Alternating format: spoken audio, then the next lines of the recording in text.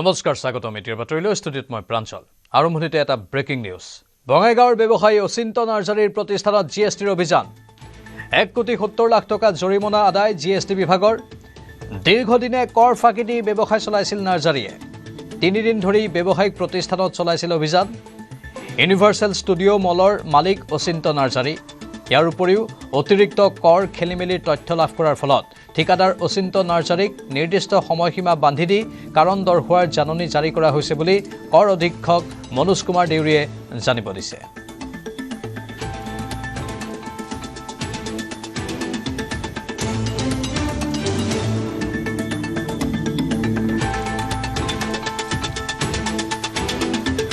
হয় আমাৰ অভিযানটো আজি আমি কনক্লুড কৰিম এতিয়া কৰিম মানে সক আমি যেটো বিষয় লৈ আমাৰ যেটো GST intelligence and enforcement team আহিছিল তো আপোনাক অলৰেডি কোৱা হৈছিল না যে লোকৰ যেটো জিএসটি প্ৰফাইল আছিল অচিন্ত নাৰ্জাৰী তেওঁ যেটো ওয়াৰ্কস কন্ট্ৰাক্টৰ যেটো আপোনাৰ জিএসটি একাউন্ট আছিল তাত আমি কিছুমান বিসংগতি পাইছিল কিছুমান ডাটা আপোনাৰ মিসম্যাচ পাইছিল যত আপোনাৰ অলপ ট্যাক্স ইভেশনৰ মানে এংগলটো আমি দেখা পাইছিল তো সেই ভিত্তিতে আমি অপাৰেশনটো কৰিছিল কৰাৰ পিছত এতিয়া তেওঁলোকক টাইম দিলো 2 দিন তেওঁলোকে কিছুমান বস্তুৰ হাৰি দিছে জাস্টিফিকেশন আৰু ডকুমেন্টস তেওঁলোকে প্ৰভাইড কৰিছে কিন্তু সাফিসিয়েন্ট হোৱা নাছিল তো তেওঁলোকৰ লায়াবিলিটি অলমোস্ট আমি ক্যালকুলেট কৰিছো তো আজি ভলান্টাৰিলি কিন্তু তেওঁলোকে 1,70,00,000 এটা পে কৰি দিছে এতিয়া জাস্ট আপোনাৰ হাফ এন আৱাৰ হৈছে অনলাইন পে কৰি দিছে তেওঁলোকে ট্যাক্সটো আৰু অলপ পেমেন্ট কৰিব লাগিব তেওঁলোকে তো হেতু কাৰণে আমি অলপ টাইম দিছো তেওঁলোকক আৰু ডকুমেন্টস কিবা কিবি ৰেডি কৰিব আছে সেইখিনি ডকুমেন্টস ৰেডি কৰাৰ পিছত এটা ফাইনেল ভেৰিফিকেশন হ'ব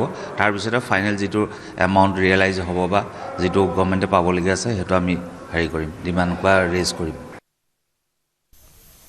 সুদীৰ্ঘ 38 দিনৰ অন্তত অৱশেষত 108 কৰ্মচাৰীৰে আলোচনাত বহিল শ্ৰম আয়ুক্ত বিহুৰ পূৰ্বে 108 কৰ্মচাৰীয়ে লাভ কৰিব নৱেম্বৰ মাহৰ দৰমহা কৰ্মচাৰীৰ আন্দোলনৰ পিছতে বন্ধ কৰি ৰাখিছিল দৰমহা শ্ৰম আয়ুক্তৰ নিৰ্দেশত দৰমহা মুকলি কৰাৰ সিদ্ধান্ত গ্ৰহণ কৰা হয় শ্ৰম আয়ুক্ত কাৰ্যালয়ত অনুষ্ঠিত বৈঠকত উপস্থিত আছিল NHM আৰু EMRI প্ৰতিষ্ঠানৰ শীৰ্ষ বিষয়া মূলতঃ দৰমহা বৃদ্ধিৰ দাবীৰে আন্দোলনৰ কাৰ্যসূচী গ্ৰহণ কৰা সংগঠনটোৰ দাবীসমূহ পৰ্যালোচনা কৰে শ্ৰম আয়ুক্তই ইয়াৰ লগতে কৰ্মচাৰীসকলৰ দৰমহা বৃদ্ধি বিষয়ত 2 মাহৰ ভিতৰত হ'ব সিদ্ধান্ত অৱশ্যে এই দুই দাবী গ্ৰহণ কৰিলেও ক্ষান্ত নহয় 108 কৰ্মচাৰী সংগঠন দৰমহা বৃদ্ধিৰ সমান্তৰালকৈ চাকৰি ঘূৰাই লাগিব 108 কৰ্মচাৰী য'ত EMRI নামৰ প্ৰতিষ্ঠানটোৰ বিৰুদ্ধে কৰা আন্দোলনৰ পিছতে একাংশক জধে মধে অব্যাহতি দিছিল প্ৰতিষ্ঠানটোৱে যাৰ বাবে সেইসকল কৰ্মচাৰীৰ চাকৰি পুনৰ ঘূৰাই নোপোৱা পৰ্যন্ত আন্দোলনৰ কাৰ্যসূচী বন্ধ নহয় বুলি হুংকাৰ সংগঠনৰ নেতৃত্বৰ অৱশ্যে এই বিষয়ত অচিৰেই কৰ্মচাৰীসকলৰ সৈতে আলোচনাত মিলিত হ'ব EMRI কৰ্তৃপক্ষ যদি EMRIৰ সৈতে সঠিক বুজাবুজি হয় তেন্তে নিশ্চয় অৱসান হ'ব দীৰ্ঘদিনীয়া প্ৰতিবাদৰ প্ৰতিদিন আমি ধৰ্ণা আমাৰ কৰ্মবিৰতি কৰাৰ পিছত আজি আনুষ্ঠানিকভাৱে প্ৰথম আজি LC ডিপাৰ্টমেণ্টৰ পৰা আমালৈ নিমন্ত্ৰণ কৰিছিল এটা ডিছকাশ্যন কাৰণে অনগোয়িং টপিকছৰ ওপৰত আমি গোটেইখিনি আলোচনা প্ৰায় 3 ঘণ্টা 4 ঘণ্টা জোৰা আলোচনা হ'ল আলোচনাত গোটেই বিষয়বস্তুখিনি আমি উত্থাপন কৰিলোঁ আৰু আমি সজোৰে উত্থাপন কৰিলোঁ আৰু আমি তাত দেখাইও দিলোঁ যে আমাৰ গোটেই যিমান গ্ৰিভেঞ্চেছ আছিলে আমাৰ যিখিনি সমস্যা লৈ আমি আন্দোলনত বহিছোঁ বা প্ৰতিবাদত বহিছোঁ গোটেইখিনি আমাৰ লিগেল আছিলে আৰু আমি এটো ডিমান্ড কৰিব পাৰো আমি আইনৰ ভিতৰত থাকি লেবাৰ লছৰ ভিতৰত থাকি ID Act 1947 ৰ ভিতৰত থাকা ডিসপুটখিনি ইয়াত আজি আমি ইয়াত প্ৰমাণ কৰি থৈ আহিলো আৰু ম্যানেজমেন্টে যে মানে অবৈধভাৱে টাৰ্মিনেশন কৰিছে ইভেন কাৰবাৰ ফুল এণ্ড ফাইনাল সেটেলমেন্টও কৰিছে গোটেই প্ৰক্ৰিয়াটো যে ম্যানেজমেন্টে অবৈধ কৰিছে এই কথাটো আজি ইয়াত আমি প্ৰমাণ কৰি থৈ আহিছো যাৰ বাবে LC মহোদয়ে ডেপুটি LC মহোদয়ে বাকি আমাৰ যিখিনি ওয়েজেস আছিলে ওয়েজেসৰ ওপৰত তেওঁলোকে 1 মাহ 1.5 মাহ 2 মাহৰ ভিতৰত এটা ৰিভিউ কৰিম বুলি তেওঁলোকে অলৰেডি NHM ৰ লগত ডিসকাশন এটা তেওঁলোকে কৰিব এটো এটা বেলেগ এটা প্ৰসেস তেওঁলোকে কৰিব বাকি যিখিনি অবৈধ টাৰ্মিনেশন কৰিছে সেই অবৈধ টাৰ্মিনেশনখিনি উঠাই লোৱাৰ বাবে জিবিকেক উঠাই লোৱাৰ বাবে বাইলেটাৰ এটা আলোচনাৰ জৰিয়তে দুই পক্ষৰ মাজত আলোচনাৰ 2 দিনৰ ভিতৰত দুটা আলোচনাৰ মাজেৰে গোটেই প্ৰক্ৰিয়াটো শেষ কৰিবলৈ তেওঁলোকে LC মেনেজমেন্টক আৰু আমাক জনাইছে ৰাজ্যৰ পৰামৰ্শক অসন্মান কংগ্ৰেছৰ যোৰহাটত নিৰ্বাচনী ইস্তাহাৰৰ বাবে ৰাজ্যে কংগ্ৰেছ নেতৃত্বক প্ৰদান কৰা পৰামৰ্শৰ টুপুলা নিবলৈ পাহৰিলে কংগ্ৰেছৰ বিষয়ববীয়াসকলে অনুষ্ঠানস্থলীতে পৰি ৰল ৰাজ্যে লিখিতভাৱে আগবঢ়োৱা পৰামৰ্শ ভৰ্তি 3টা বাকচ যোৰহাটত কংগ্ৰেছৰ শীৰ্ষ নেতৃত্বই আয়োজন কৰা ৰাইজৰ পদূলিত ৰাইজৰ কংগ্ৰেছ অনুষ্ঠানত এই ঘটনা যোৰহাটৰ বহু লোকৰ পৰা আগন্তুক নিৰ্বাচনৰ ইস্তাহাৰৰ বাবে অভাৱ অভিযোগ আৰু পৰামৰ্শ গ্ৰহণ কৰিছিল কংগ্ৰেছ নেতৃত্বই অনুষ্ঠানত উপস্থিত আছিল এপিচিচিৰ সভাপতি গৌৰৱ গগৈ এআইচিচিৰ সম্পাদক বিকাশ উপাধ্যায়কে ধৰি কংগ্ৰেছৰ বহু বিষয়ববীয়া কাগজৰ টুকুৰাত লিখি এনে পৰামৰ্শসমূহ 3টা বাকচত বেলট পেপাৰৰ দৰে ভৰাই গৈছিল ৰাইজৰ পদূলিত ৰাইজৰ কংগ্ৰেছৰ এই অনুষ্ঠানলৈ অহা লোকসকলে কিন্তু এই ৰাইজৰ পৰামৰ্শ ভৰ্তি 3টা বাকচ অনুষ্ঠান শেষ হোৱাৰ পিছত নিবলৈ পাহৰিলে বিষয়ববীয়াসকলে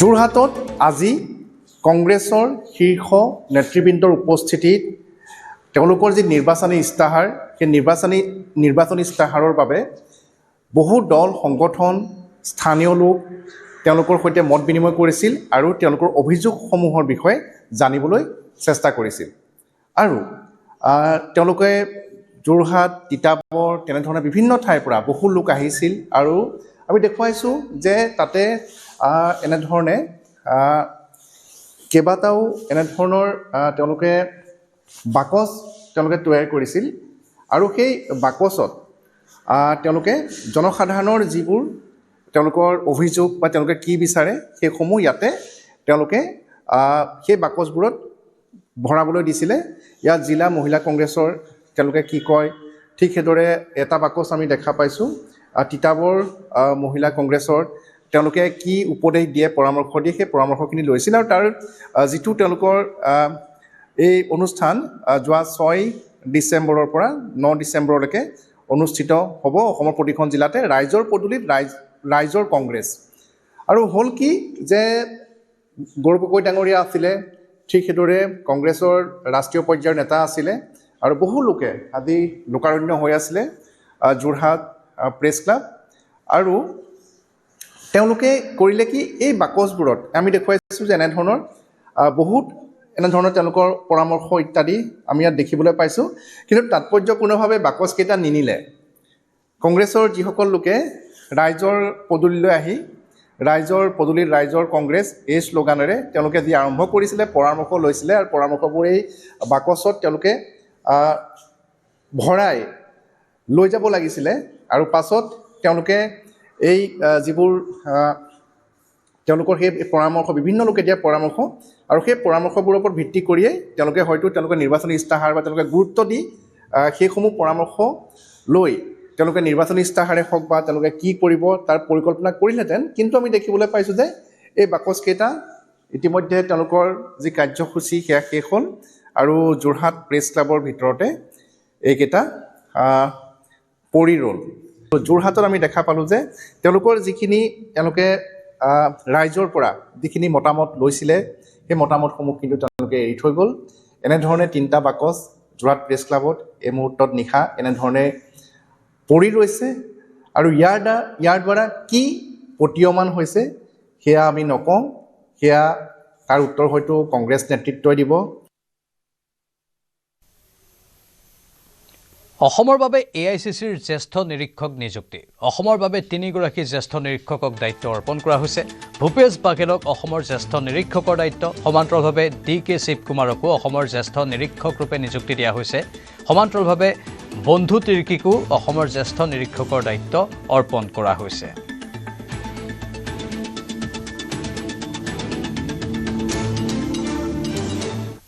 26 বিধানসভা নিৰ্বাচনত অসমত কংগ্ৰেছৰ নিৰ্বাচনী ৰণসিঙা বজাব প্ৰিয়ংকা গান্ধীয়ে প্ৰিয়ংকা গান্ধীক সন্মুখত লৈ দিছপুৰ দখলৰ বাবে সাজু হৈছে কংগ্ৰেছ ৰাহুল গান্ধীয়ে নোৱাৰিলে প্ৰিয়ংকা গান্ধীয়ে পাৰিবনে 26 বিধানসভা নিৰ্বাচনত অসমত কংগ্ৰেছৰ নিৰ্বাচনী ৰণসিঙা বজাব প্ৰিয়ংকা গান্ধীয়ে কেৱল কংগ্ৰেছৰ প্ৰাৰ্থী বাছনিয়ে নহয় কংগ্ৰেছক এইবাৰ নিৰ্বাচনত সন্মুখৰ পৰা নেতৃত্ব দিব প্ৰিয়ংকা গান্ধীয়ে প্ৰিয়ংকা গান্ধীক সন্মুখত লৈ দিছপুৰ দখলৰ বাবে সাজু হৈছে কংগ্ৰেছ অসমকে ধৰি প্ৰতিখন ৰাজ্যতে লজ্জাজনকভাৱে বিফল হৈছে কংগ্ৰেছৰ ৰাজপুত্ৰ ৰাহুল গান্ধী ৰাহুলৰ স্থানত এইবাৰ অসমত কংগ্ৰেছৰ নিৰ্বাচনী ধ্বজা উৰুৱাবলৈ আহিব প্ৰিয়ংকা গান্ধীয়ে দিব কংগ্ৰেছৰ টিকট প্ৰিয়ংকা গান্ধীয়ে হ'ব কংগ্ৰেছৰ 1 নম্বৰ ষ্টাৰ কেম্পেইনাৰ ইতিমধ্যে প্ৰিয়ংকা গান্ধীৰ প্ৰচাৰসূচী চূড়ান্ত কৰিবলৈ তৎপৰ হৈছে কংগ্ৰেছ দল ক'ত কিমানখন নিৰ্বাচনী সভা কৰিব কিমানটা ৰেলী কৰিব প্ৰিয়ংকাই সকলো প্ৰায় চূড়ান্ত কৰিছে দলটোৱে জানিব পৰা মতে অতি কমেও 6খন নিৰ্বাচনী সভাত ভাগ ল'ব প্ৰিয়ংকা গান্ধীয়ে। কোন কোন সমষ্টিত প্ৰিয়ংকাই সভা কৰিব সেয়া চূড়ান্ত হোৱা নাই যদিও প্ৰিয়ংকাক আদৰিবলৈ উঠি পৰি লাগিছে কংগ্ৰেছৰ নেতা কৰ্মী। কিন্তু প্ৰশ্ন হৈছে ৰাহুল গান্ধীয়ে যি নোৱাৰিলে সেয়া প্ৰিয়ংকাই কৰিব পাৰিবনে? বিজেপি শাসনলৈ অহাৰ পাছৰে পৰা কংগ্ৰেছৰ মজিয়াত প্ৰিয়ংকাক লৈ সৰব চৰ্চা চলি আছিল। বহু কংগ্ৰেছী নেতাই প্ৰিয়ংকাক দলৰ নেতৃত্ব লোৱাৰ বাবেও জনাইছিল আহ্বান। কিন্তু ৰাহুল গান্ধীক আঁতৰাই কংগ্ৰেছৰ দায়িত্ব প্ৰিয়ংকাক দিয়াৰ সাহস হোৱা নাছিল কংগ্ৰেছ দলৰ। অৱশেষত 2018 চনত সক্ৰিয় ৰাজনীতিত ভৰি থলে প্ৰিয়ংকাই। তাৰ পাছত 2019 আৰু 2024 লোকসভা নিৰ্বাচনত প্ৰিয়ংকাই উঠি পৰি লাগে। বহুতেই প্ৰিয়ংকাৰ চেহেৰাত দেখে প্ৰাক্তন প্ৰধানমন্ত্ৰী ইন্দিৰা গান্ধীৰ ছাপ। কিন্তু ভবামতে প্ৰিয়ংকাই কংগ্ৰেছৰ উত্থানত যোগাব পৰা নাই কোনো বিশেষ অৱদান। ৰাষ্ট্ৰীয় স্তৰত বাদেই ৰাজ্যিক স্তৰতো প্ৰিয়ংকাৰ প্ৰদৰ্শন শোচনীয়। 2024 চনৰ লোকসভা নিৰ্বাচনত প্ৰিয়ংকা গান্ধীয়ে সমগ্ৰ দেশত 100ৰো অধিক সভা সমদল কৰিছিল। কংগ্ৰেছৰ আসন পূৰ্বতকৈ বাঢ়িল যদিও চৰকাৰ গঠন কৰিব পৰাকৈ ফলাফল আশাপ্ৰদ নহল। উত্তৰ প্ৰদেশৰ বিধানসভা নিৰ্বাচনতো কংগ্ৰেছৰ গুৰি পথা ধৰিছিল প্ৰিয়ংকাই। কিন্তু উত্তৰ প্ৰদেশত সেইবাৰ কংগ্ৰেছে পালে মাত্ৰ 2খন আসন। এইবাৰ অসমৰ নিৰ্বাচনত কংগ্ৰেছে প্ৰিয়ংকা গান্ধীক দিছে বিশেষ দায়িত্ব। কংগ্ৰেছে কি ভাবিছে? প্ৰিয়ংকা গান্ধীয়ে অসমত কংগ্ৰেছক উদ্ধাৰ কৰিব নে অসমৰ পৰা প্ৰিয়ংকাই নিজৰ ৰাজনৈতিক উত্থান ঘটাবলৈ সহজ হ'ব? এটা কথা হয় যে প্ৰিয়ংকাই দায়িত্ব ল'লে মিডিয়া ফকাছ বহু বেছি পাব অসমৰ কংগ্ৰেছে। কিন্তু প্ৰিয়ংকাক দায়িত্ব দিয়াক লৈ কি ভাবে অসমৰ মুখ্যমন্ত্ৰী হিমন্ত বিশ্ব শৰ্মাই? প্ৰিয়ংকা গান্ধীটো আগে পিছেও আহে। প্ৰিয়ংকা গান্ধী অসমত যোৱাবাৰ ইলেকশ্যনতো আহিছে, তাৰ আগৰবাৰো আহিছে, তাৰ আগৰবাৰো আহিছে। এতিয়া প্ৰিয়ংকা গান্ধীটো অসমত কিমান 20-25 বাৰটো অলৰেডি আহিয়ে গ'ল। গতিকে নতুনকৈ আৰু কি কৰিব মই নাজানো। যদি কিবা নতুন ভাষা শিকি আহিছে বোলে অসমীয়াত এইবাৰ ভাষণ দিব, এইটো বেলেগ কথা। কিন্তু তেওঁতো ইয়াত অহাটোতো পুৰণা কথা। যোৱাবাৰতো চাহ বাগিচাতো গৈছে, ৰাণাইতো জানে যোৱাবাৰ বাগিচাৰ ভিতৰত গৈছে, বাগিচাত ফটো উঠিছে। এইবিলাকতো এবাৰ পাত ছিঙিছে, এবাৰতো হৈ গৈছে এইবিলাক। এইবাৰ নতুন কি কৰে সেইটো বেলেগ কথা। উল্লেখ্য যে ৰাহুলক আঁতৰাওক, প্ৰিয়ংকাক আনক, কংগ্ৰেছক এই ধৰণৰ এটা কেম্পেইন বহুদিন ধৰি আছে। ৰাহুল গান্ধীয়ে দেশজুৰি 100ৰো অধিক নিৰ্বাচনত কংগ্ৰেছক নেতৃত্ব দিছে। কিন্তু সকলোতে বিশাল শূন্যৰ বাহিৰে একো নাই। অৱশেষত ৰাহুলে নিজেই সভাপতিৰ পদ ত্যাগ কৰি ৰণক্ষেত্ৰৰ পৰা এক প্ৰকাৰ পলায়ন কৰিছে। গতিকে প্ৰিয়ংকাক প্ৰক্ষেপ কৰাৰ বাহিৰে কংগ্ৰেছৰ হাতত কোনো বিকল্প নাই। পিছে ৰাহুলৰ ব্যৰ্থতাৰ গ্লানি ভগ্নী প্ৰিয়ংকাই আঁতৰাব পাৰিবনে নাই সেয়া হৈছে অতিতকীয়া প্ৰশ্ন।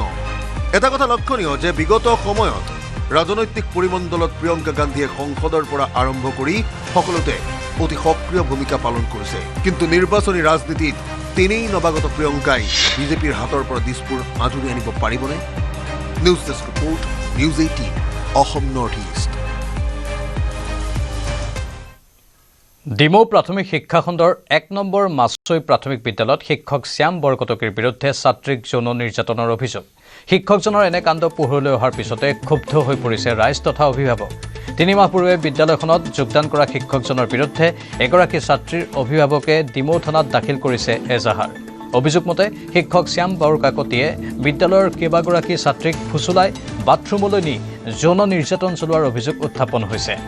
বাগিচা অধ্যুষিত অঞ্চলৰ বিদ্যালয়খনৰ শিশুক চাহগছৰ মাজলৈও অসৎ উদ্দেশ্যে নিব খোজা শিক্ষকজনৰ ওপৰত কঠোৰ ব্যৱস্থা গ্ৰহণৰ দাবী জনাইছে। আমাৰ স্কুলত 2টা ছাৰ ভাল আছে, এটা নতুনকৈ আহিছে।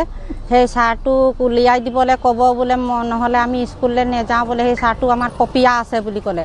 তো আৰু সেইদিনাখন কৈ আৰু গুচি আহিলে। তাৰপিছত ছোৱালীকেইটাই ল'ৰা ছোৱালীকেইটাই স্কুল যাব নোখোজিছে বোলে, নাযাওঁ স্কুললৈ নাযাওঁ বুলি কৈছে। তাৰপিছত কেলে বোলে পপিয়া ছাৰটোক বোলে ইয়াৰ পৰা খেদি দিলেহে আমি স্কুললৈ যাম। আৰু মাছৰ 1 ন শ্যাম বৰকটকী। মই এনেকৈ ভুল কথা শুনি থাকিবলৈ নাই আৰু দেখি থাকিবলৈ নাই। মই মিডিয়াক মাতিম, আপুনি যদি হেৰি নকৰে তেতিয়া সি মোক ভৰি ধৰিছে যে মোৰ ভুল হৈ গ'ল, মোক মাফ কৰি দিয়া, মোক এবাৰ চান্স দিয়া বুলি কৈছে। তো মই কৈছোঁ মই এইবোৰ মাফ কৰি দিবলৈ নাই, মই সকলোকে জনাম। সি কৈছে কাকো ক'ব নালাগে, সেইটো কথা মনে মনে থাকিবলৈ দিয়া বোলে, তেনেকৈ কৈছে। খুব এটা লজ্জাজনক ঘটনা। আচলতে যিখন বিদ্যালয়ত মাতৃ পিতৃ অভিভাৱকৰ দ্বিতীয় অভিভাৱক হিচাপে স্থান দিয়ে 1 নং মাছৈ প্ৰাথমিক বিদ্যালয়, সেইখন বিদ্যালয় এজন শিক্ষক শ্যাম বৰকটকী নামৰ লম্পট শিক্ষকজনে আজি কিছুদিনৰ পূৰ্বৰে পৰা ছাত্ৰীসকলক আচলতে অশ্লীল ব্যৱহাৰ কৰি আছে। তেখেতসকলৰ দৰ্শন কৰিবৰ কাৰণে বাৰম্বাৰ চেষ্টা চলাই আছে। ছাত্ৰীসকলক নকবৰ কাৰণেও তেওঁ বাধা আৰোপ কৰা হৈছে আৰু গোটেই ঘটনা আচলতে ছাত্ৰীসকলে অভিভাৱকক অৱগত কৰিছে আৰু অভিভাৱকে ইতিমধ্যে গোটেই ঘটনাৰ বিৱৰণ তদন্ত কৰি এটা কথা নিশ্চিত হৈছে যে তেওঁলোকে আচলতে চেষ্টা চলোৱাটো সত্য। পক্সৰ এক্টৰ অধীনত যিখিনি শাস্তি দিব লাগে লম্পট শিক্ষক শ্যাম বৰকটকে তেনেকুৱা ধৰণৰ শাস্তি প্ৰদান কৰিবৰ কাৰণে আমি দাবী জনাইছোঁ।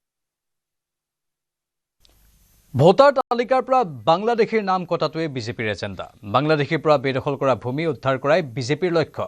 ভোটাৰ তালিকাৰ পৰা ভোটাৰৰ নাম কৰ্তনক লৈ অখিল গগৈয়ে অভিযোগ উত্থাপন কৰাৰ বিতৰ্কক লৈ মন্তব্য মুখ্যমন্ত্ৰীৰ। বিজেপিৰ এজেণ্ডাই শুদ্ধ ভোটাৰ তালিকা। ভোটাৰ তালিকাৰ পৰা কটা যাব লাগিব বাংলাদেশীৰ নাম। বাংলাদেশীৰ পৰা উদ্ধাৰ কৰিব লাগিব মাটি। ইয়াত বিজেপিৰ লুকুৱাবলগীয়া একো নাই। অখিল গগৈ আৰু কংগ্ৰেছক প্ৰত্যুত্তৰ মুখ্যমন্ত্ৰীৰ। 2026 নিৰ্বাচনৰ পূৰ্বে ৰাজ্যত চলি থকা ভোটাৰ তালিকাৰ বিশেষ সংশোধনীৰ প্ৰসংগত গুৰুতৰ অভিযোগ তুলিছিল বিধায়ক অখিল গগৈ। বিজেপিক ভোট নিদিয়া লোকৰ নাম কৰ্তন কৰিবলৈ বিজেপিৰ ৰাজ্যিক সভাপতি দিলীপ শইকীয়াই ভিডিঅ' কনফাৰেন্স যোগে নিৰ্দেশ দিয়া বুলি অভিযোগ তুলিছিল অখিল গগৈ। সেই প্ৰসংগতে এছআৰক লৈ চৰকাৰক তীব্ৰ সমালোচনা কৰিছে প্ৰধান বিৰোধী দল কংগ্ৰেছেও। তাৰ পিছতে অখিল গগৈ আৰু কংগ্ৰেছক উভতি ধৰিছে বিজেপিৰ নেতা মন্ত্ৰীয়ে। বুধবাৰে ধেমাজিত এই প্ৰসংগত প্ৰতিক্ৰিয়া দি মুখ্যমন্ত্ৰীৰ স্পষ্ট কথা, বিজেপিৰ এজেণ্ডাই শুদ্ধ ভোটাৰ তালিকা। এইবোৰ কাম কৰিবলৈ ৰাইজে আমাক ভোট দিছিল বুলিও মন্তব্য মুখ্যমন্ত্ৰীৰ। বিজেপিৰ এজেণ্ডাই শুদ্ধ ভোটাৰ তালিকা। নহ'লে আমি ইমান দিন কি কৰিলোঁ যে বাংলাদেশী নাম ভোটাৰ তালিকাৰ পৰা কাটা যাব লাগে, বাংলাদেশীৰ পৰা মাটি উদ্ধাৰ কৰিব লাগে, এইবিলাকতো আমাৰ এজেণ্ডা। এইটোতো আৰু লুকাবলগীয়া কি আছে? যাতে অবৈধ মিয়াৰ নাম ভোটাৰ লিষ্টত নাথাকে এইটো চোৱাটো আমাৰ দায়িত্ব হয় নে নহয়? অবৈধ মিয়াৰ দখলত যাতে মাটি নাথাকে এইটো চোৱাটো আমাৰ কাম হয় নে নহয়? এইবিলাকতো আমাৰ দায়িত্বই আৰু এইবিলাক কাম কৰিবৰ কাৰণেতো মানুহে আমাক ভোট দিছিলে। ইমানেই নহয়, মুখ্যমন্ত্ৰীয়ে লগতে ক'লে ভোটাৰ তালিকাৰ পৰা বিদেশীৰ নাম কৰ্তন প্ৰতিজন ভাৰতীয়ৰ কৰ্তব্য। ৰাজ্যৰ খিলঞ্জীয়া জনগণক সন্দেহজনক নাগৰিকৰ তথ্য থাকিলে 678 নম্বৰ ফৰ্ম যোগে সেই অভিযোগ দিবলৈও আহ্বান জনায় মুখ্যমন্ত্ৰী হিমন্ত বিশ্ব শৰ্মাই। এইটো আমাৰ দায়িত্ব যে যদি কোনোবা সন্দেহজনক নাগৰিক আছে প্ৰত্যেক ভাৰতীয় নাগৰিকে 6 number, 7 number, 8 number form fill up কৰি কমপ্লেইন কৰিব পাৰিব। কিন্তু কমপ্লেইন কৰিলে নামটো কটা নাযায়, তেওঁলৈকে নটিচ যাব, তেওঁ নটিচৰ উত্তৰ দিব পাৰিব। বিৰোধীক ক্ষুৰধাৰ সমালোচনা কৰি মুখ্যমন্ত্ৰীয়ে ক'লে এখন শুদ্ধ ভোটাৰ তালিকা সকলো ৰাজনৈতিক দলৰে দায়িত্ব। যদি কাৰোবাৰ নাম দুটা স্থানত থাকে তেতিয়া কংগ্ৰেছ নেতা ৰাহুল গান্ধীয়ে সংবাদমেল দিবহি বুলিও কংগ্ৰেছক কটাক্ষ মুখ্যমন্ত্ৰীৰ। গতিকে মৃত ব্যক্তি অথবা দুবাৰ নাম থকা লোকৰ নাম ভোটাৰ তালিকাৰ পৰা কৰ্তনৰ বাবে কংগ্ৰেছক চৰকাৰক সহায় কৰিবলৈ আহ্বান জনায় হিমন্ত বিশ্ব শৰ্মাই। কোনোবা মানুহ মৃত্যু হৈছে, তেওঁৰ নামটোতো কাটা যাবই লাগিব। কোনোবা মানুহৰ 2 জাগাত নাম আছে, গুৱাহাটী, ধেমাজিত, এটা নাম কাটা যাব লাগিব। নহ'লে ৰাহুল গান্ধী আহি এইটোৱে প্ৰেছ কনফাৰেন্স কৰিব যে 2 জাগাত নাম আছিলে বুলি। সেইকাৰণে শুদ্ধ ভোটাৰ তালিকা সকলো ৰাজনৈতিক দলৰ দায়িত্ব। মইতো কংগ্ৰেছকো আহ্বান জনাম যে আপোনালোকেও যদি কোনোবা মৃত মানুহৰ নাম ভোটাৰ লিষ্টত আছে আপোনালোকেও নামবিলাক কটোৱাত চৰকাৰক সহায় কৰক। ইফালে সামাজিক মাধ্যমত দিলীপ শইকীয়াৰ স্ক্ৰীনশ্বট দি অখিল গগৈয়ে তোলা অভিযোগৰ তীব্ৰ প্ৰতিক্ৰিয়া প্ৰকাশ কৰিলে দিলীপ শইকীয়াই। অখিল গগৈৰ তথ্যৰ 5 পইচাৰো দম নাই বুলি কটাক্ষ শইকীয়াৰ। সংবাদ শিৰোনামত থাকিবলৈ অখিলে ৰাইজক বিভ্ৰান্ত কৰাৰ দাবী ৰাজ্যিক বিজেপিৰ সভাপতিজনৰ। তেওঁলোকে ইয়াৰ আমি কৰা এখন ভাৰ্চুৱেল কনফাৰেন্সক তেওঁলোকে ৰাজনীতিৰ অস্ত্ৰ হিচাপে লৈছে, যাৰ নেকি 5 নিয়াৰো দাম নাই, 5 পইচাৰো দম নাই। কিন্তু তেওঁলোকৰ বক্তব্যত বেলেগ কথাবিলাক ফুটি উঠিছে। তেওঁলোকৰ নেৰেটিভটো কি? তেওঁলোকে কেৱল মিয়াক সুৰক্ষিত কৰিব লাগে, মিয়াৰ ভোট বেংক সুৰক্ষিত হ'ব লাগে তেওঁলোকৰ কাৰণে, আৰু মিয়াৰ নাম কাটা যাব নালাগে। এজন মিয়া লাগিলে হাজাৰ হাজাৰ খিলঞ্জীয়া মানুহৰ নাম কাটা যাওক, লৰুণজ্যোতি গগৈ লাগে, অখিল গগৈকো লাগে, এইফালে আকৌ গৌৰৱ গগৈ ডাঙৰীয়াজনটো আছেই। একেদৰে অখিল গগৈৰ সমালোচনাত সৰব হ'ল মন্ত্ৰী পীযুষ হাজৰিকা আৰু মন্ত্ৰী অশোক সিংহলো। অখিলে পুৱা এটা কথা কয় নিশা এটা কথা কয় বুলি সমালোচনা পীযুষ হাজৰিকাৰ। সমান্তৰালকৈ ভোটাৰৰ নাম কৰ্তন জন্মদিনৰ কেক কটাৰ নিচিনা কাম নেকি বুলি অখিল গগৈক প্ৰশ্ন অশোক সিংহলৰ। অখিল গগৈ ডাঙৰীয়া কিমান কথা কৈ থাকে সঁচাই মিছাই, তেখেতৰ কথা কিবা লাগবান আছে নেকি? অখিল গগৈ ডাঙৰীয়া ৰাতিপুৱা এটা কথা কয়, আবেলি এটা বদলাই দিয়ে। গতিকে তেখেতৰ কথা কিমান গুৰুত্ব দিব লগা আছে বুলি মই নাভাবোঁ। এজন বিধায়কে তেনেকৈ কথাবোৰ পাতল কৰিব নাপায়। তেখেতে কৈছে 60টা সমষ্টিত বিধায়কক এই কি অশোক সিংহলক ভোট কাটাৰ দায়িত্ব দিছে। মোক কেনেকৈ ভোটটো কাটিম ভাই, মোক বুজাই দিয়কচোন। কিন্তু কিবা কেক কাটিব লাগে নেকি যে মানে মই ভোটটো কাটিব পাৰিম? মুঠৰ ওপৰত অসমত নিৰ্বাচন আয়োগে চলোৱা ভোটাৰ তালিকাৰ বিশেষ সংশোধনীক লৈ বিৰোধীয়ে ৰাজ্যক বিভ্ৰান্ত কৰাৰ অভিযোগ বিজেপিৰ। হয়তো চূড়ান্ত ভোটাৰ তালিকা প্ৰকাশ পালেহে স্পষ্ট হ'ব প্ৰকৃততে কোন সঁচা কোন মিছা। Bureau report, news 18, Assam North east. বিজেপিৰ ভোট চুৰিৰ বিৰুদ্ধে গোচৰ তৰিব অখিল গগৈয়ে। বিজেপিৰ বিৰুদ্ধে নিৰ্বাচন আয়োগৰ দ্বাৰস্থ হ'ব অখিল। নিৰ্বাচন আয়োগে ব্যৱস্থা নল'লে আদালতলৈ যোৱাৰ হুংকাৰ অখিল গগৈৰ। দিলীপ শইকীয়াৰ ভিডিঅ' কনফাৰেন্সৰ ভিডিঅ' ফুটেজ সংগ্ৰহ কৰাৰ দাবী অখিলৰ। অখিলৰ অভিযোগ অসত্য প্ৰমাণ কৰিবলৈ বিজেপিক প্ৰত্যাহ্বান।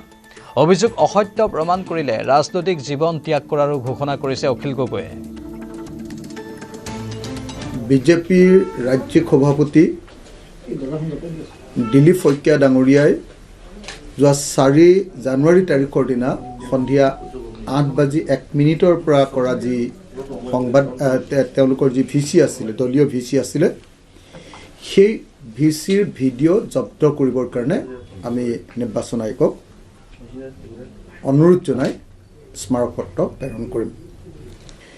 এতিয়া মই যেতিয়া এই অভিযোগটো উত্থাপন কৰিলোঁ, তেতিয়া তেওঁলোকে নহয় বুলি অখিল গগৈ কথাৰ কোনো গুৰুত্ব নাই বুলি ক'ব খুজিছিলে। তেওঁলোকে ভিডিঅ' কনফাৰেন্সখনৰ কথাও চাগে অস্বীকাৰ কৰিলেহেঁতেন, কিন্তু মই ইতিমধ্যে ভিডিঅ' কনফাৰেন্সখনৰ কিছু ফটো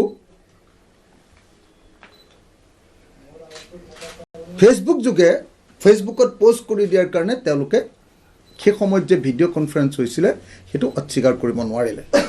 আৰু মই দিলীপ শইকীয়া আৰু হিমন্ত বিশ্ব শৰ্মাক কেৱল প্ৰত্যাহ্বান জনাইছোঁ, যাতে এই যিটো ভিডিঅ' কনফাৰেন্স হৈছিলে সেই ভিডিঅ' কনফাৰেন্সৰ ভিডিঅ'টো যাতে নাইকিয়া কৰি নিদিয়ে, মই তেওঁলোকক আহ্বান জনাইছোঁ। আৰু মই যদি মিছা কথা কৈছোঁ বুলি প্ৰমাণিত কৰিব পাৰে, সেই ভিডিঅ'টো ৰিলিজ কৰি মই আজিয়ে বিধানসভাৰ সদস্য পদ ত্যাগ কৰিম। যি সময়ত তেওঁলোকে এই ভিডিঅ'টো ৰিলিজ কৰি এইটো মিছা বুলি প্ৰমাণিত কৰিব, মই সেইদিনাই বিধানসভাৰ সদস্য পদ ত্যাগ কৰিম। আৰু সদস্য পদ ত্যাগ কৰাই নহয়, ভাবিব পাৰে যে এমাহ আছে 2 মাহ আছে, সদস্য পদ ত্যাগ কৰিলে কি হ'ব। মই আৰু জীৱনত কেতিয়াও ৰাজনীতিত নিৰ্বাচন দেখিলোঁ, জীৱনত মই কেতিয়াও আৰু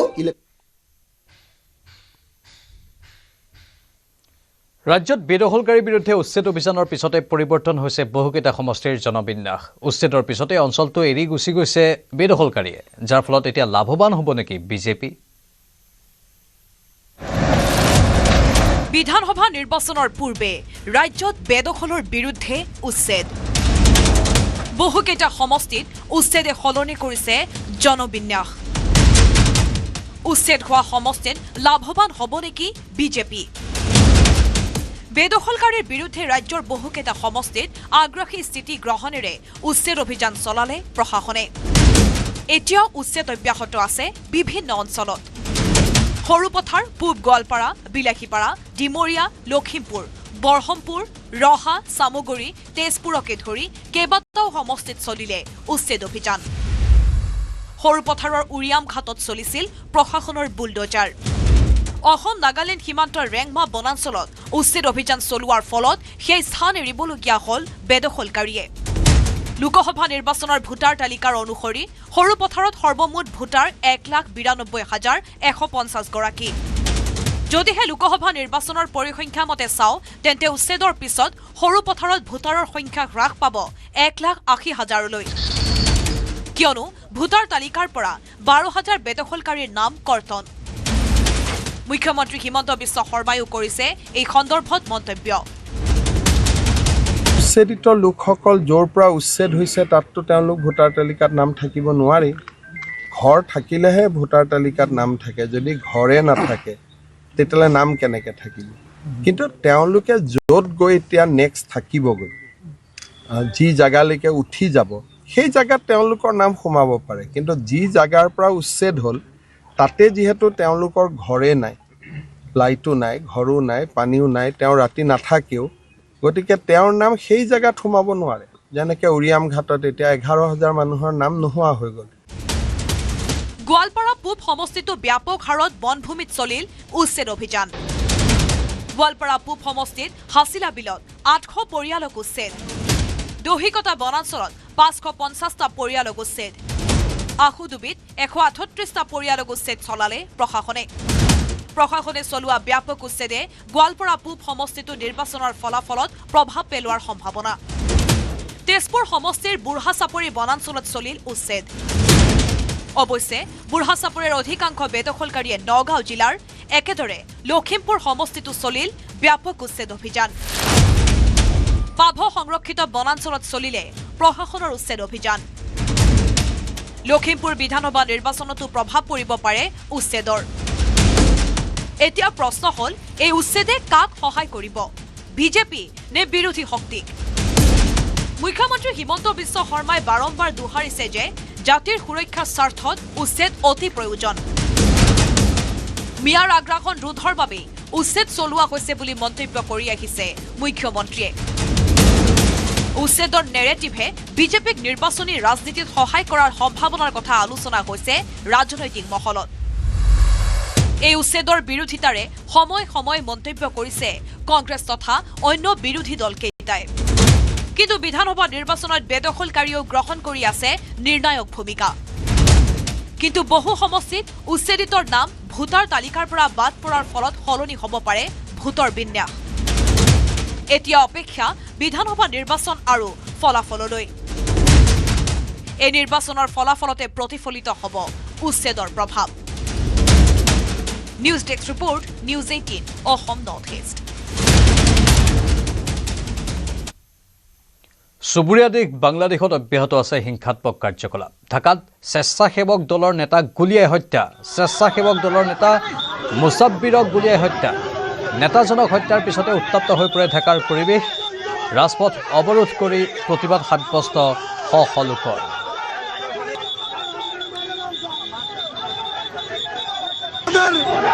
জনতার কাউন্সিল 26 নং ওয়ার্ড জনতার কাউন্সিলর জনাব আজিজুর রহমান মুসাবির ভাই প্রায় 1 ঘন্টার উপরে হয়েছে সময় সে মসজিদের সামনে গুলি খাইছে আমরা তীব্র প্রতিবাদ জানাই ডক্টর ইউনুসকে বলবো খুব দ্রুত যেন আসামি ধরা হয় আমরা যদি আসামি না ধরা হয় তাহলে আমরা এই রাস্তাঘাট বন্ধ করে দেব কেন কারা গুলি করেছে এটা নেই পারে হাসপাতাল আশঙ্কাজনক অবস্থায় খুব অবস্থা খারাপ আমরা প্রতিবাদে রাস্তা বন্ধ করেছি ভাই গুলিবিদ্ধ হয়েছে আম্বসা মসজিদের গলির মুখে মসজিদে তো বাইরের পরে মনে হয় এসার নামাজের সময় হওয়ার পরে 1 ঘন্টা হয়েছে এতিয়া চাওক হেডলাইন্স হেডলাইন্স আগবঢ়াইছে এভৰিডে মছলা এভৰিডে মছলা দেশৰ সোৱাদ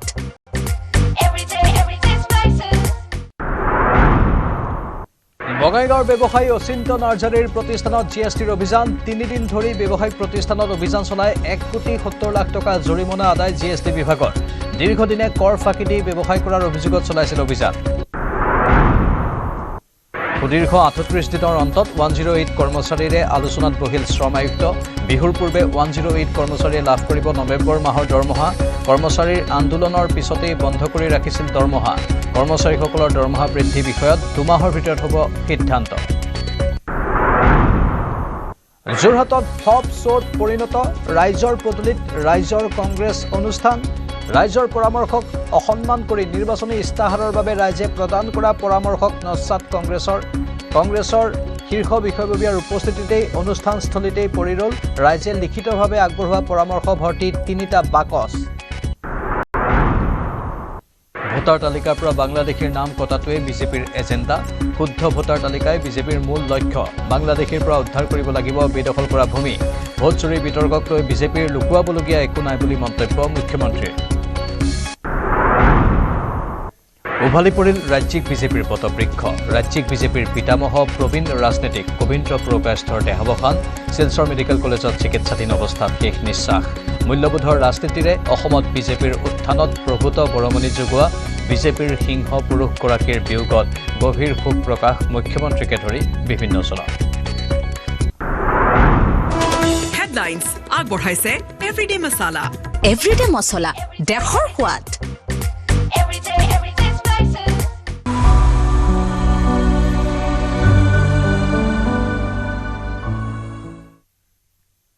উভালি পৰিল ৰাজ্যিক বিজেপিৰ পটবৃক্ষ ৰাজ্যিক বিজেপিৰ পিতামহ প্ৰবীণ ৰাজনীতিক কবীন্দ্ৰ পুৰকায়স্থৰ দেহাৱসান শিলচৰ মেডিকেল কলেজ হস্পিটেলত চিকিৎসাধীন অৱস্থাত ৯৫ বছৰ বয়সত শেষ নিশ্বাস ত্যাগ কৰে বিজেপি নেতাগৰাকীয়ে মূল্যবোধৰ ৰাজনীতিৰে অসমত বিজেপিৰ উত্থানত প্ৰভূত বৰঙণি যোগোৱা বিজেপিৰ সিংহ পুৰুষগৰাকীৰ বিয়োগত গভীৰ শোক প্ৰকাশ মুখ্যমন্ত্ৰীকে ধৰি বিভিন্নজনৰ কেন্দ্ৰীয় টেলিকম বিভাগৰ মন্ত্ৰী আছিল কবীন্দ্ৰ পুৰকায়স্থ অটল বিহাৰী বাজপেয়ী চৰকাৰৰ মন্ত্ৰী আছিল নেতাগৰাকী ১৯৯৮ চনৰ পৰা ১৯৯৯ চনলৈ অটল বিহাৰী বাজপেয়ী চৰকাৰত ৰাজ্যিক মন্ত্ৰী আছিল কবীন্দ্ৰ পুৰকায়স্থ ১৯৩১ চনৰ ১৫ ডিচেম্বৰত জন্মগ্ৰহণ কৰিছিল কবীন্দ্ৰ পুৰকায়স্থই ১৯৯১ আৰু ১৯৯৮ চনত শিলচৰ লোকসভা সমষ্টিৰ পৰা সাংসদ হৈছিল কবীন্দ্ৰ পুৰকায়স্থই ভাৰতীয় জনতা পাৰ্টিৰ এগৰাকী প্ৰতিষ্ঠাপক কাণ্ডাৰী প্ৰাক্তন কেন্দ্ৰীয় মন্ত্ৰী কবীন্দ্ৰ পুৰকায়স্থৰ প্ৰতি শ্ৰদ্ধা জনাই কাইলৈ ৮ জানুৱাৰী তাৰিখৰ সকলো দলীয় কাৰ্যসূচী বাতিল কৰাৰ লগতে দলীয় কাৰ্যালয়ত দলীয় পতাকা অৰ্ধনমিত কৰি ৰখা হ'ব বুলি জনাইছে ৰাজ্যিক বিজেপিয়ে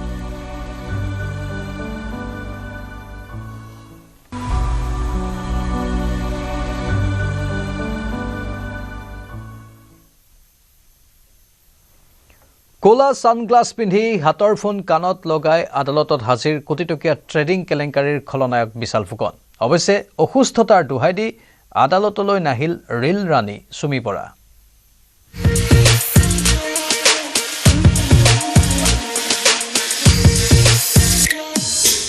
আদালতৰ চৌহদত নামিল কোটিটকীয়া কেলেংকাৰীৰ খলনায়ক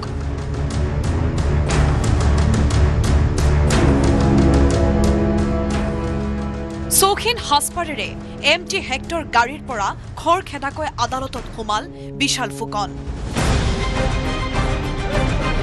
ক'লা ছানগ্লাছ পিন্ধি হাতৰ ফোন কাণত লগাই কেমেৰাৰ লেন্সৰ পৰা নিজকে লুকুৱাৰ চেষ্টা কৰিলে বিশালে চিবিআইৰ বিশেষ আদালতত আৰম্ভ হোৱা ট্ৰেডিং কেলেংকাৰীৰ বিচাৰ প্ৰক্ৰিয়াত বুধবাৰে হাজিৰ হ'ল বিশাল ফুকন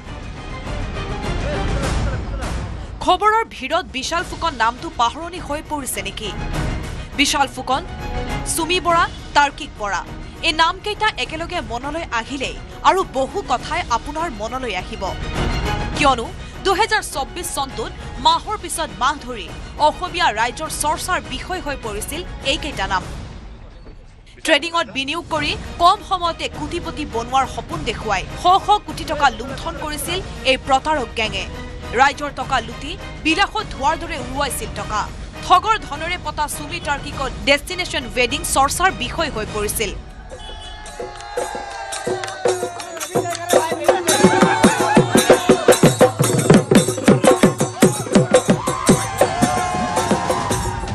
চৰ্চাৰ বিষয় হৈ পৰিছিল সুমি আৰু বিশালৰ ব্যক্তিগত সম্পৰ্ক বিনিয়োগৰ ধন উভতাই নাপাই এই চক্ৰটোৰ বিৰুদ্ধে আৰক্ষী থানাত গোচৰ ৰুজু কৰিছিল প্ৰতাৰিত সৰ্বস্বান্ত ভুক্তভোগীয়ে এই গোচৰৰে আৰম্ভ হৈছে বিচাৰ প্ৰক্ৰিয়া গুৱাহাটীৰ এখন চিবিআইৰ বিশেষ আদালততে বুধবাৰে আৰম্ভ হ'ল কোটিটকীয়া ট্ৰেডিং কেলেংকাৰীৰ বিচাৰ প্ৰক্ৰিয়া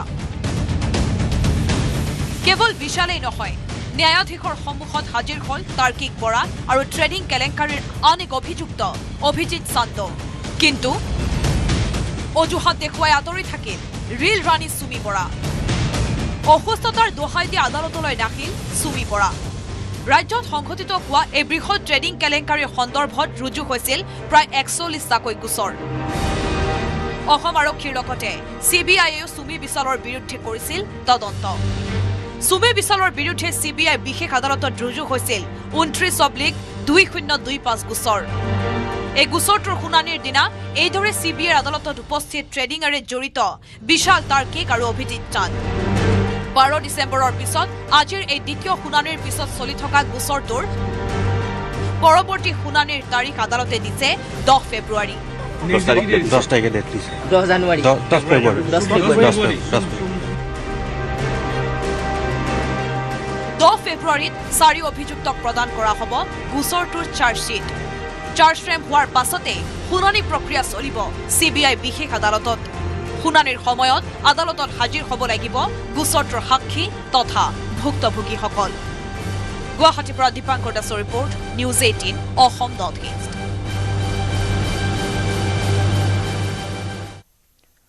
কামৰূপ জিলাত BNSSৰ 163 ধাৰা জাৰি যিকোনো ধৰণৰ সাম্প্ৰদায়িক মন্তব্য ভাষণ বা ইংগিত নিষিদ্ধ সামাজিক মাধ্যমৰ যোগেদিও কৰিব নোৱাৰিব এনে কাম ৰাজনৈতিক বা সাম্প্ৰদায়িক হিংসা বিয়পোৱা ধৰ্ণা বা শোভাযাত্ৰাত নিষেধাজ্ঞা হিংসা বিশেষ সম্প্ৰদায়ক লক্ষ্য কৰি লোৱা ৰাষ্ট্ৰ বিৰোধী শ্লোগান দিয়া সমাৱেশত নিষেধাজ্ঞা আৰোপ কৰা হৈছে যিকোনো ৰাজহুৱা স্থানত বাহনত আদিত অস্ত্ৰ কঢ়িওৱা মানা অস্ত্ৰ গোলা বাৰুদ বিস্ফোৰক কঢ়িওৱাত নিষেধাজ্ঞা আৰোপ অন্য মাৰাত্মক সঁজুলি লাঠি বৰশী বা চোকা অস্ত্ৰ কঢ়িওৱাতো নিষেধাজ্ঞা আৰোপ কৰা হৈছে গণৰাজ্য দিৱস উদযাপন বা নিয়মীয়া আইনী কাম কাজত বাধা নিষেধ নাথাকিব ক্ষতিগ্ৰস্ত লোকে আদেশ জাৰিৰ 7 দিনৰ ভিতৰত আপত্তি দাখিল কৰিব পাৰিব নিৰ্দেশ অমান্যকাৰী BNSৰ 223 নম্বৰ ধাৰা আৰু অন্যান্য প্ৰাসংগিক বিধানত দণ্ডিত হ'ব গণৰাজ্য দিৱস উদযাপন সমাপ্ত নোহোৱালৈ বাহাল থাকিব এই নিৰ্দেশনা জিলাৰ জ্যেষ্ঠ আৰক্ষী অধীক্ষকে আদেশ কাৰ্যকৰীকৰণত নজৰ ৰাখিব জিলা দণ্ডাধীশ কাৰ্যালয়ৰ পৰা এই নিৰ্দেশনা জাৰি কৰা হৈছে